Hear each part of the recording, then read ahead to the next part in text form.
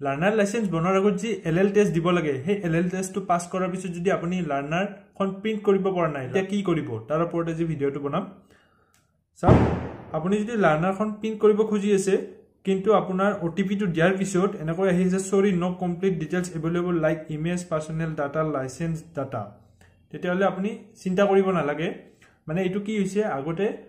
কেতিয়াবা আপোনাৰ লগে লগে বস্তুখিনি ভেৰিফিকেশন কৰি যদি ডকুমেন্টছখিনি আপোনাৰ শুদ্ধ থাকে আধাৰ কাৰ্ডৰ তেতিয়া লগে লগে এলএল মানে লাৰ্নাৰ লাইসেন্সখন দি দিয়ে এতিয়া কেতিয়াবা হিয়তৰ ডাউট হয় ওয়েবসাইটৰ কেতিয়াবা ডাউট হয় বা কেতিয়াবা সাইডৰ প্ৰবলেম থাকে তেতিয়াহলে অলপ টাইম লয় হিয়তে লাৰ্নাৰ লাইসেন্সখন ক্ৰিয়েট কৰি পিছত আপুনি পাই যাব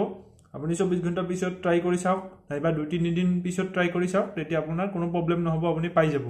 লাৰ্নাৰ লাইসেন্সটো তাৰ কাৰণে চিন্তা কৰিব নালাগে আপুনি এলএল টেষ্টটো পাস কৰাৰ পিছত যেহেতু লাইসেন্স নাম্বাৰটো আপোনাৰ মেসেজত যাবই গতিকে আপুনি চিন্তা কৰিব নালাগে নাইবা আপোনাৰ যদি বেছি চিন্তা হয় তেতিয়া এটা কাম কৰিব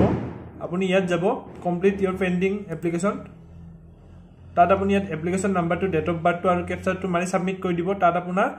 লাইসেন্স নাম্বাৰটো আহি যাব মানে লাৰ্নাৰ লাইসেন্স নাম্বাৰটো যেটো আপোনাৰ এক্সামটো পাস কৰাৰ পিছত আহি গল গতিকে আপুনি হেইটো